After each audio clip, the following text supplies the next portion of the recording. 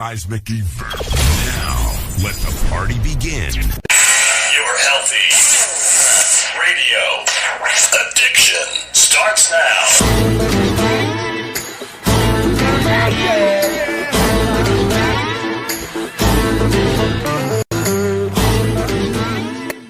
Hollywood's Motorcycle Madhouse on iHeartRadio. And welcome everyone to the show. It is Friday, January 25th, and I want to welcome everybody to Motorcycle Madhouse Radio Live. It is Antarctica over here in Illinois. I'd rather be in Anchorage, Alaska right now because it's 45 degrees up there. It's like minus 45 up here in Chicago.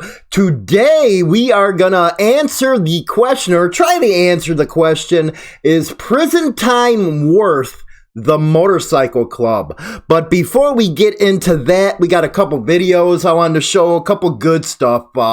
One being firefighters and Insane Throttle. Motorcycle Madhouse really supports our firefighters out there. They're the ones running in while we're running out. Also, a little update on the Texas helmet law that they're trying to pass, and January 28th is Legislative Day, so those down in Texas, you better get out there, talk to them reps and stuff like that.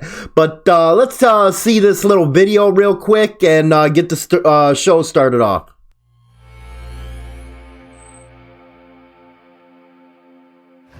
I think what has earned me the right to call myself a firefighter and a member of Men of Fire is that I would do anything for my brothers, and I would do anything for people, strangers or people I know. I honestly think there's a misconception out there about club members. Everybody thinks that it's like the TV shows and the way club members are portrayed out there, but not really. You might be riding next to a club and think they're all bad guys. They're not. They're probably on their way to a charity event. That's what we do. We have chosen several charities. We help them out. We do several rides throughout the year, different chapters that help people out. That's one thing that brings us together, and I think not everybody does that. I think Men of Fire goes that extra step, that above and beyond. And that's what I love about this. I am going to be there for my brothers, and I'm going to be there for whatever cause that needs help and we can do something about. It's all about family. That is awesome right there, our men and women of the fire service. Like I said, they run in while everybody else is running out, and we salute you from Motorcycle Madhouse, and you guys are doing an awesome job, especially with that wildfire that happened out in California this past fall. You guys really saved a lot of lives, a lot of property, and you guys are great. Next, we're going to be talking about this helmet law out in Texas that they're trying to get going. And there's a legislative day down in Texas on the 28th. They're going to be having a meetup, and they're going to go talk to the legislatures and stuff like that. So you want to get involved with this movement down there, because right now you don't have to wear one, but if this one representative has her way, she's trying to get the bill passed where it takes your right to choose a way. So let's take a look at that video, get the information out there, and then we'll get into our main topic of the day. And that's the Ride the Gathering. That's the House bill that you're going to want to fight down in Texas. Again, get out there, get involved in the process, because it's only your fault if you don't and you want to go out there and bitch. But today's main topic, it's been a good one since I've been advertising it over on social media, what tonight was supposed to be about. And a lot of interest, a lot of feedback on both sides of the aisle, if you ask me. But the topic is it worth it to serve prison time for a motorcycle club? Now, how I got this topic was easy, because as you know, Insane Throttle Biker News follows all the biker news, puts it all that stuff out there. And one story that we've been following is the Kinfolk trial, the murder one of the El Paso Bandito president that was shot, Juan Martinez Jr. in 2017. And that really got me thinking, is it worth going the time, doing the time and all that kind of stuff? But here's an article out of El Paso, and it gives a little bit of background information on the subject. It states, and this is from KTSM, a man convicted of killing the leader of the El Paso Banditos Motorcycle Club has received a sentence. Now, this thing was quick, man. It went to freaking jury and boom. Now he's sentenced. I was like, holy crap, that was quick. According to a sheriff's deputy at the trial, Javier Gonzalez was sentenced to 56 years in prison for the murder of Juan Martinez Jr. in 2017. 56 years. And that's at the state level. That ain't the fed level. Gonzalez was also sentenced to 30 years in prison for 2 counts of engaging in organized criminal activity and aggravated assault with a deadly weapon. That organized criminal activity is getting real popular for the cops to use on motorcycle club members in Texas right now. Actually, Texas is ground zero for motorcycle profiling. So that extra gang enhancement charge kicks in, and you just see how much it kicks in right there. Then the 30 and the 15-year sentences were given for aggravated assault with a deadly weapon.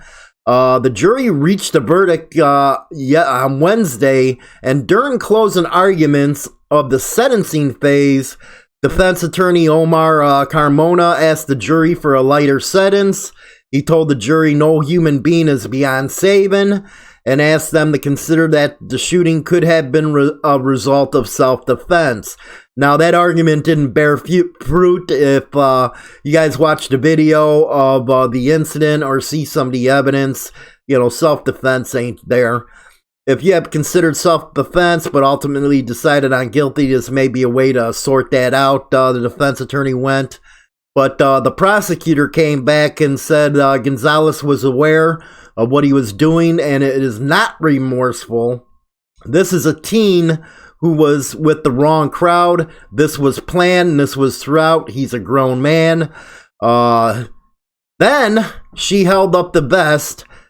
It was a denim vest with the club patches and showed a 1% tattoo that Gonzalez got following the shooting. She claims that the 1% means he follows his own law. So yeah, the prosecutors are using that against a lot of guys. And I want to see you who he really is. These are his opinions. This is how he represents himself. So the question then becomes, is it worth it to serve that kind of time in prison for a motorcycle club? Now, the reason why I asked that question is simple. The Kinfolk MC just started. They've had all kinds of freaking problems.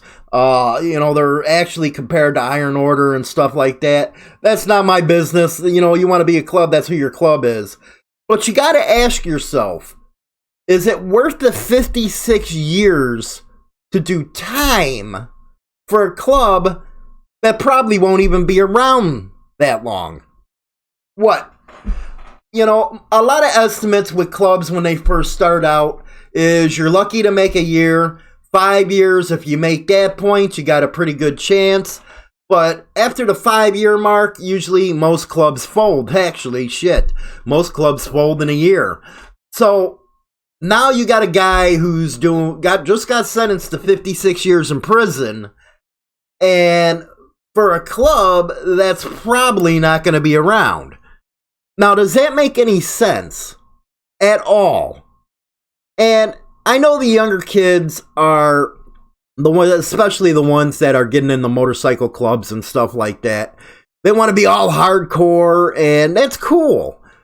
But you got to think to yourself, is it worth your whole life if you're going to get into some stuff like that? Now, motorcycle clubs ain't about going out there selling dope, shooting people, or, getting into all kinds of stuff. So when you start getting into the banging part of it, you gotta, I estimated just a guy making $40,000 a year. Just $40,000, that's like the average. And sentenced to 10 years in prison. That's $400,000 that you're losing. $400,000. Not mentioning the attorney fees during the trial, not mentioning the loss of family. So again, is it worth it? Now, there's some incidences that it might be worth it. If a brother's in trouble, you have to help him out, or he's in danger, yeah. But can you honestly say that 56 years over a beef or some kind of freaking territorial dispute is going to be worth anything? Because once you get in the joint, you're on your own. Okay, yeah, you're in an MC. Okay, cool. You might get some commissary funds, but who's going to take care of your family out there? And I know a lot of people say, well, the MC will. Well, be realistic. Really, truly be realistic. Okay, that's good for, 6 months to a year until the novelty wears off. And then we're a couple years, then we're a decade down the line, and that commissary check started going slower, and slower. But it's you that it's inside that's paying for all this. Again, we're going to ask the question, is it worth it? Okay? And yes, Mr. Perfect, context is king in this. Like I said, yeah, if there's a fight that goes down or something, your brother's in trouble or you're protecting your brother, yeah, that's what you do for a brother. But on the other hand, a lot of people, especially these younger ones, especially ones that want to make money, okay? And let's not be freaking, I'm not going to sit here straight face and tell you that there ain't no money being made, okay? Yeah, there's a certain aspect of motorcycle club members that do that stuff. And it's usually those ones that give the whole motorcycle club a freaking bad name. But okay, you're one of them.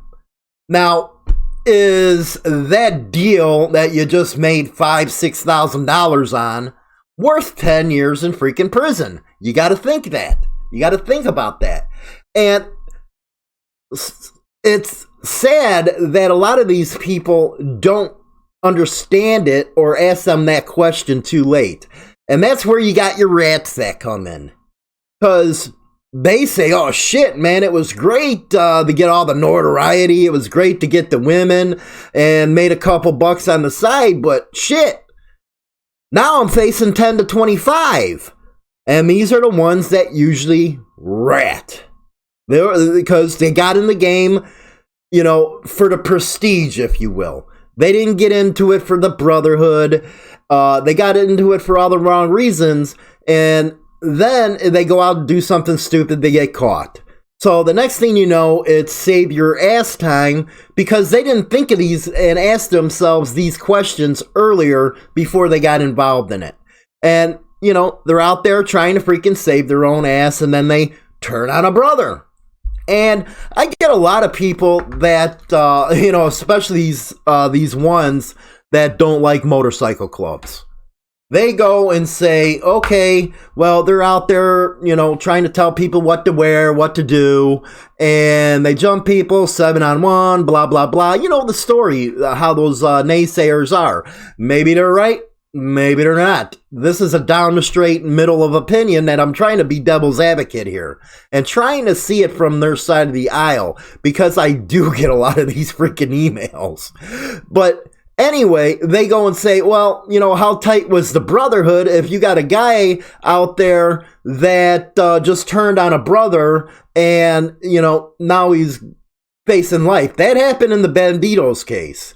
And one of the Banditos cases, a guy that turned on the national and the vice national, he got probation. Of course, he's a rat. He's going to get probation. He sold everybody out the freaking river. But again, it goes to why put yourself in a position like that in the first place? Now, before you're a club member, you're a man. You're your own person. Nobody says to be a biker that you have to wear a patch or you got to be a club member. No, that's not what a biker is.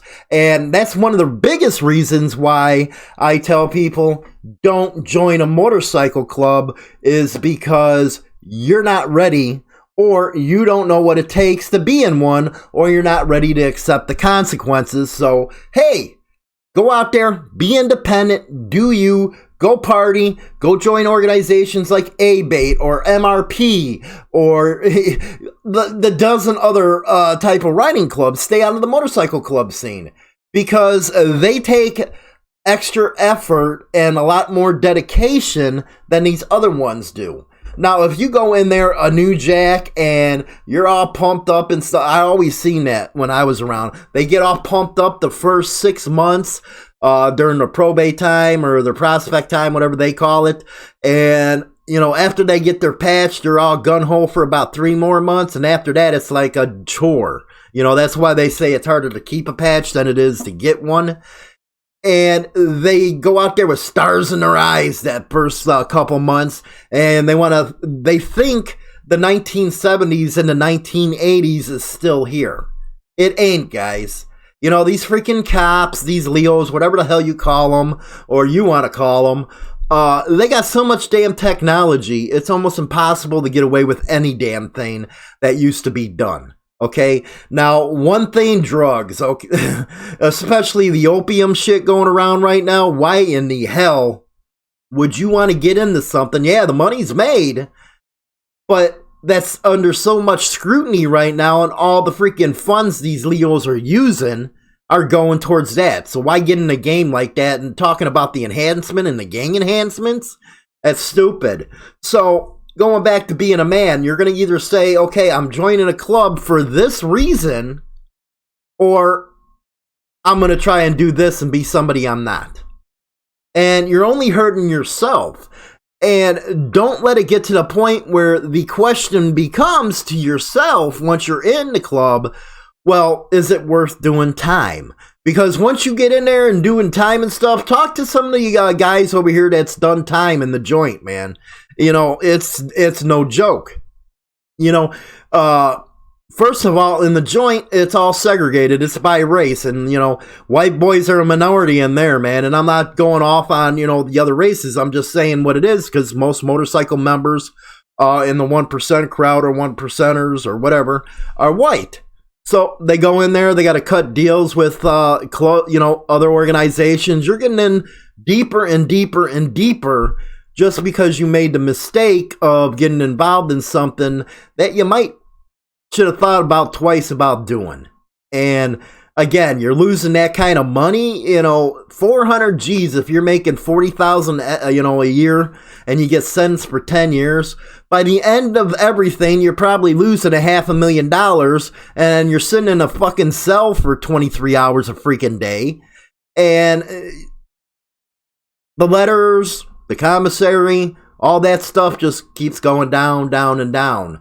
So that's just the reality of it. I remember, you know, from the neighborhood. Now, I grew up in a neighborhood where it was mostly Italian. My great uncle, what the name I use, he was Italian and stuff like that. I remember some of his friends going away, some of the people that I learned from in the streets go away. And they come out, and the biggest thing they would tell me is, you got to fend for yourself in the joint. Nobody on the street's going to help you out once you get in there.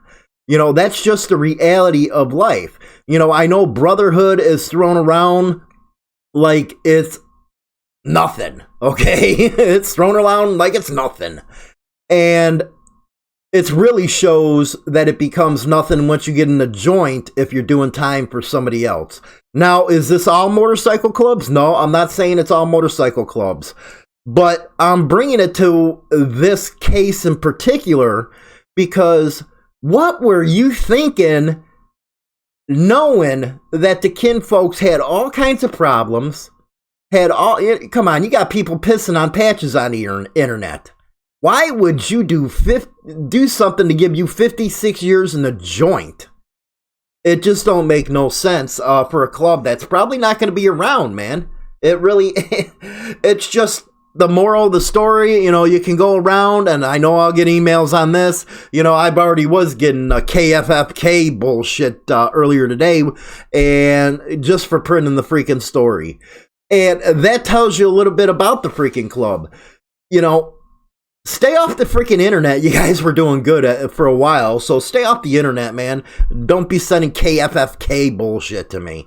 Because, again, are you going to be there in 5 years to help this guy who's now doing over 50 years in the joint? I can bet you, because I'm a betting guy, 100-1, that you won't. I think, in a couple years' time, he's going to be sitting behind that cell going, well, what the freak did I just freaking do here? I ruined my life over something. And hey, guys, in prison, you don't get to ride bikes. You don't get some nice honeys. You're over there beating the meat or staying away from bullshit that's after your own ass. So think about that. But you guys can go ahead and call in. I know it's a Friday. And let's discuss the subject. Let me get your viewpoints on it. Let's keep this conversation going. Let's go back into the chat room. Yep, my bro went to the joint and his club forgot he was there. Now, see, that's what I'm talking about, Harley Ryder. The club, depending on which club. Now, a lot of the bigger clubs, the bigger 1%er clubs, they've been around for decades. They're still going to try to help you out and stuff. That's what I assume. But to do time with these smaller pop-up clubs that just came about, there is just no logic in that. I don't understand the logic. And maybe it's just me, but I don't think a patch is worth it for a club that's not going to be around. That's just me. Man, if I'd ever get something like 35, 40 years, it'd probably end cause one day of these. Maytheus, that's a hardcore time right there, man. And, a lot of people are... You're on air. Hey, Hollywood, how you doing, buddy? What's up? Hey, called in about this because I saw the question and thought it was a real interesting topic myself. As far as would I go to prison for my club, and I wrote Context is King about that. My thought is it's like joining the military. You join the Army, or at least for me, I joined the Army, and you're joining with the possibility of getting sent to war. You get sent to war, and then there's a possibility that you lose, and victors write the history. So, you join the military, go off to war, lose, get captured, now you're a prisoner of war. Was it still worth it? Absolutely. We have to have warriors that will stand. Right. But at the same time, if, somebody in my club asks me to go out and do something immoral, and I weigh that, and I agree to do it, and get caught up in a stupid charge, was it worth it? Absolutely not. Now, what do you think this guy's thinking? He just got 56 years, and I can't believe that he'd be stupid not to realize the problem, and we're just take out, the name of the club, who the club is. If there's been problems with the club before, why the hell would you even put yourself in that position? I have no idea. I don't know what that guy was thinking. Was it a self-defense situation? I just don't know. What I do know is when I see a club that we've had friction with or whatever, that I'm not just going to respond myself, because that could, a brother wearing a patch in Wisconsin might get hit over the head for something I do. I think words and talking through situations and handling it at levels much higher than myself is probably smarter. Right. Well, and I'm going to try to play devil's advocate right here. Oh, yeah, please do. What, the clubs have changed a ton since I've been around, okay? Mm-hmm. With all the freaking friction going on with Leo right now and the government profiling, you think it'd be smart to start settling this shit down, because now they're starting to throw gang enhancements at people. Maybe it's time to sit at that table and say, hey guys, this shit ain't worth this anymore. Those beasts from 30 years ago is going to get us all thrown up. And now we got the government going after a club for their patch. Yeah, that's nuts. And the gang stuff is nuts. We're not gangs. But let me play devil's advocate again, and you already know I'm a big supporter of motorcycle clubs. But when clubs, and I get this question, so I'll put it because I actually got this question earlier. If clubs are not gangs, then why are they doing gang shit? Well, I mean, I don't know. I don't do gang stuff. It depends on what you call gang shit. Let's put it in perspective. And I'm not talking. This is a conversation between me and you. Right. I don't want you to don't answer. But you got a couple guys that just got busted for a couple ounces of freaking or a couple kilos, or you got some guys that went out and shot somebody out in the cemetery. Then those guys need to stand up and face their crime. Mm-hmm. But how do we get it to the public that clubs ain't gangs when it's all in the media that this has happened with a club? Yeah, and that's the problem because, law enforcement has these PR people that go out and energize the media, engage with the media, and, they get to only their side of the story gets told. So they get to say, oh yeah, we busted this guy. He's part of this gang that rides motorcycles. And they get to tell their narrative, and we don't have anyone in the public relations field to counter that narrative at all. Mm-hmm. So that's why these shows like Gangland get to take off and say the craziness that they do. When the reality is, like my club, if I'm caught breaking the law in my cut, we're not talking little traffic violations, anything like that, but if I'm caught, say I decided to sell crack or meth or some stupid shit like that, and I did that in my cut to bring my club, into the spotlight, I'm done. I know at that moment that I'm caught in my cut doing something illegal like that, I know I'm out of the club at that point. Oh, I totally agree, because that's the way it was with us. Yeah, it's black and white. It's real clear. So if you're doing it in your cut, you're probably a rat trying to bring down your club. Right. And so, that's just the bottom line. If you're going to do some dirt, you better not have anything. You better not even be on your motorcycle in my club. Mm-hmm. Right. That's just, because it's just too much weight. It's just to bring down on innocent people because, a member decided to do something stupid. But that story isn't told to the media. They think immediately, whether you're in your cut or not, once you're identified with the club and you do something stupid, either based off emotion or based off, you needed to do something desperate to pay your rent, whatever, you just bring the whole house of cards down on everybody. And, that's what's actually going down in California right now, but it actually started in 2015 with the Waco stuff. That's really when it started getting bad again with all these gang enhancement laws. And you're right, the clubs they're not able to get their story out. Well, they are through programs like us and stuff like that. But I think we got to get it out to the people, because the peoples are the ones that sit on juries. They're the ones who vote for these people who make these laws. And I say it every day because I get complaints from a lot of people over on Insane Throttle Biker News. It always seems like the bad stuff is on there every day. And you know what? That's what makes the news. There's not a lot of good stuff out there that makes the news. But it's nationwide. And I think that, even the 1%er clubs, maybe it's time to say, hey, let's get to that table and straighten this shit out. well, that happens. I mean, it happens here. I can't speak for the whole world, but I know my club goes around and talks to other clubs, and we shake hands, and we've got, it's relatively peaceful around here between all the clubs. Mm-hmm. And I think that happens most places, it's just on a national level when clubs have beefed it up.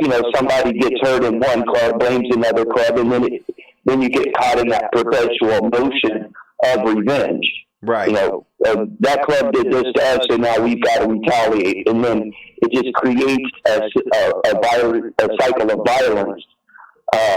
We got to break through that. I think the COCs are good at doing that, and I think going around and just being active in the set helps break that as well, break that cycle. Right. But again, it's hard with the narrative out there. You know, here's what's going to sell more papers. You know, guy gets caught with a kilo of cocaine. That doesn't sell a paper, but if, you know, a member of such and such motorcycle club was caught with a kilo of cocaine and prostituting his wife and kicking his dog, so they add the sensationalism because that's what sells papers.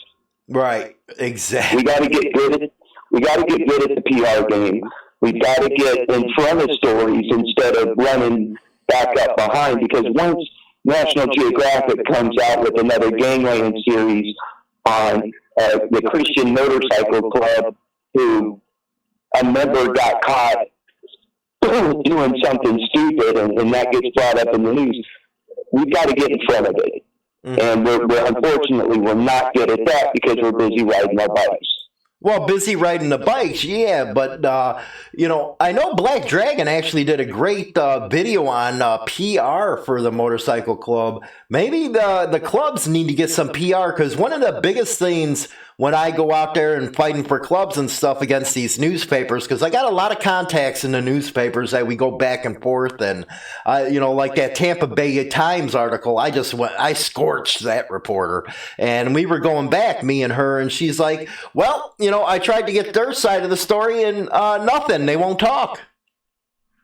Yeah, that's another problem, because when you're talking to that reporter, she don't like what you're saying, then she just claims she never talked to you or don't remember or misquotes you, and then later does the retraction on the story that's, you know, posted 3 weeks later in little fine print in the wanted section, classified. But Black Dragon's idea about having a public relations officer in the club, I think is great. Is a great idea. Right. I think clubs really talking to their people and really enforcing the don't get in trouble in your colors. I think that will help a lot. I know we do it, but do we push it really that hard? I think the clubs that don't end up in the papers a lot have probably pushed it harder than the clubs who are in the paper a lot. But then the other downside is, you know, I recently, a club that's been in the news a lot lately, I went to an event recently with a motorcycle club that's been in the news a lot lately, and they had like 30 hang-arounds with them. They had a whole bunch of prospects. I couldn't believe how strong they were when 2 years ago you didn't even see this club around. Right. Now they've showed up here, and because they're in the paper so much, a lot of people are flocking to them. And so sometimes that negative press really helps a club just expand out. Well, because yeah, a lot of us it helps them expand out, but is it the right people that are helping them expand out? Right. Yeah, those are all things that have to be looked at. But I was shocked when I saw how many people were there in support of that club. And it's just fueled by the paper. You know, someone once said even bad publicity is good publicity. And in the grand scheme of things, it is. But when it brings the weight of the government down on, you know, guys just trying to make it, then you know, weighing the good with the bad is tough. It's tough. Well, you know, with that, since you are in a club, I got a great question from the chat room from Steven. And he asked, Hollywood, when does choosing kids and family over arrangements with dudes in your club seem less important? Never. Because, I mean, it's like, if my club asked me, if a brother asked me to put, you know, him above my children, you know, I'd really have to look at that situation and think how much of a brother's he being. Because anytime I've had a situation where I've had to dedicate time to my family, my club actually gets mad at me if I don't. A good example, we had something big going on in my club here recently, and my mother was having surgery in Tennessee. And so I was weighing, man, I really need to help my club with this, but my mom just had emergency surgery. My brothers made it real clear. You only have one mom. You're stupid if you say, now get to her. They actually ordered me, which I was thankful for. You know, if a brother asks you to put himself above the family, you really need to address, is that your brother? And also maybe his situation's worse than he's letting on if he's asking you to make those kind of compromises. Mm-hmm. Right. But for the most part, my club would absolutely say, get to your family. You know, I think that was an excellent answer. It really was. Now, you know, I know where that question, you know, kind of comes from, because in the early days in, you know, the 70s, 80s, and when it was hardcore, the club used to be your top tier. It used to be club, then family, then job. And no, now in modern times and evolution and all that, as I call it, it's family, job, and club. And that's where a big question, you know, comes in. Is it worth serving time for the motorcycle club if you put it in that perspective? Well, I don't want to get it twisted, because absolutely, for me and for my club, it's club, family, and work. You know, it's definitely in that order. But, you know, again, this is all context is king.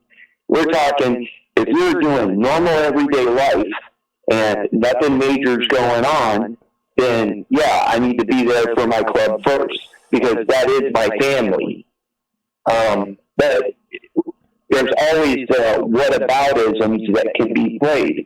You know, if normal club operations are happening and I have a catastrophe with my blood family, then obviously at that point my blood family comes first. If we're in normal club operations and I've got something I've got to do at work, obviously work is going to come. But if I'm at, you know, everything is perspective.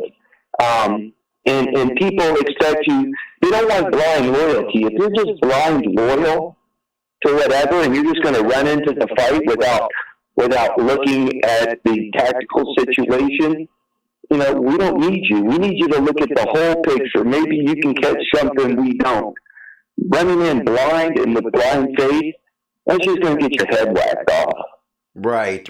And you know what? You're totally correct. And, you know, being in the position I am, where I got the worldwide audience and the radio listeners over on iHeartRadio and Spotify and all the other big major radio programs, you try to get through to these guys who want to join pop-up clubs because either it's easy or, you know, they don't want to put the work in to get the patch.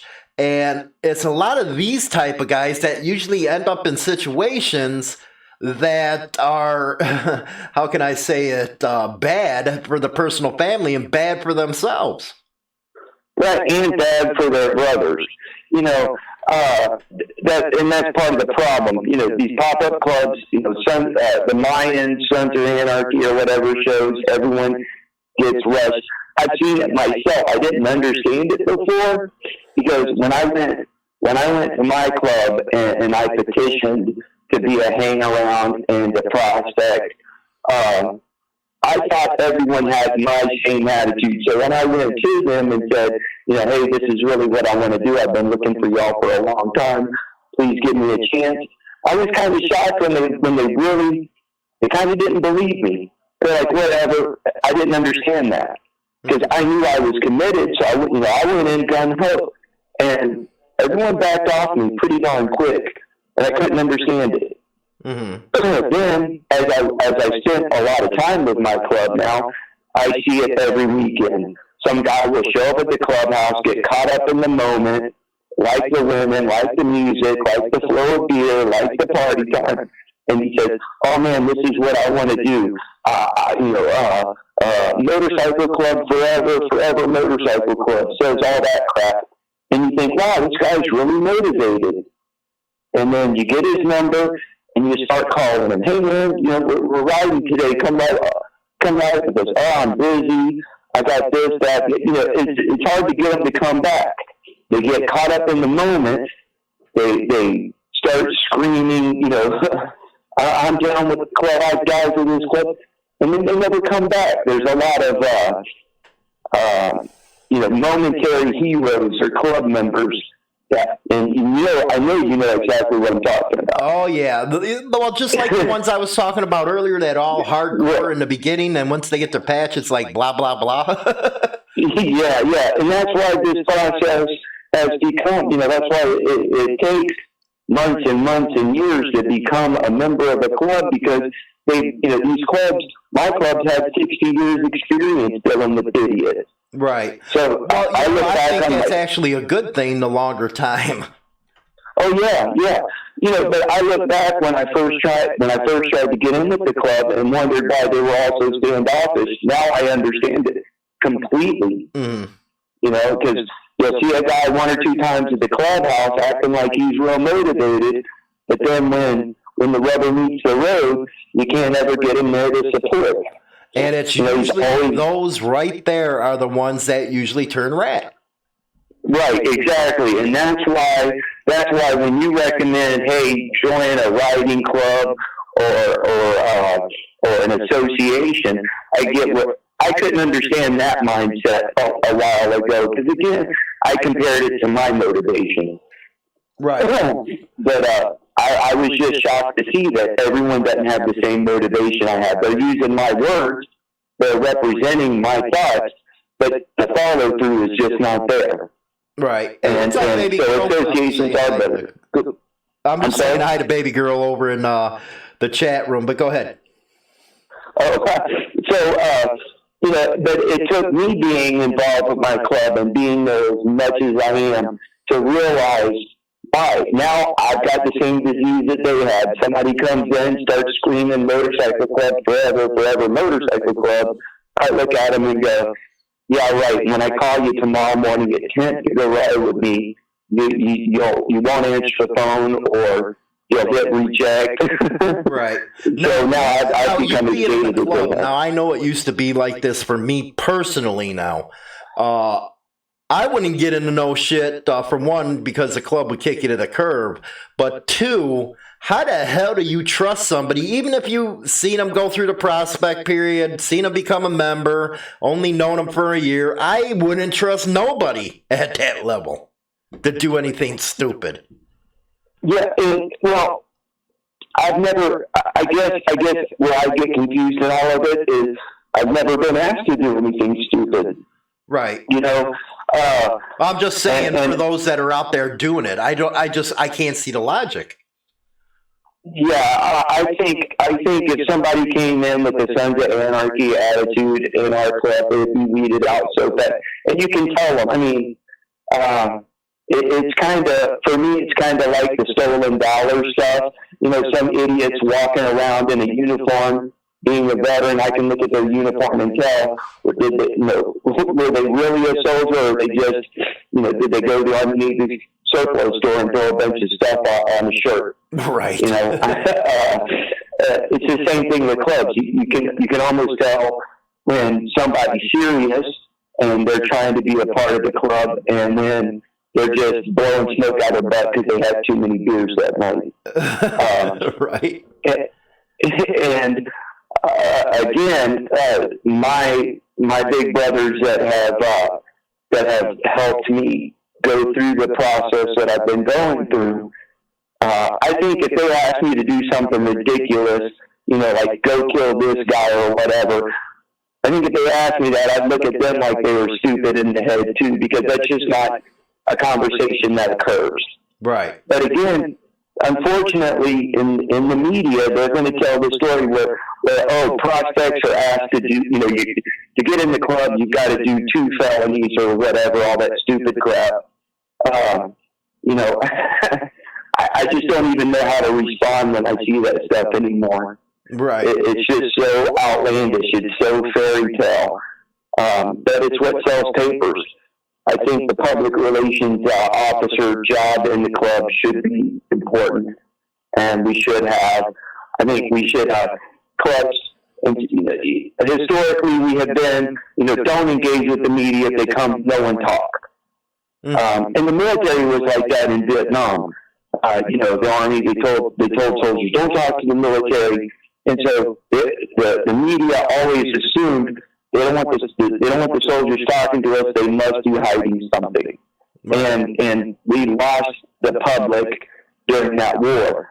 Now, the last time I deployed, we actually had classes how to deal with the media. We were told to tell our story, our personal story, to the media while we were deployed in combat situations. Now they don't think that we had, these modern wars. They don't think there's some big, giant, quiet conspiracy. Privates, they don't know anything.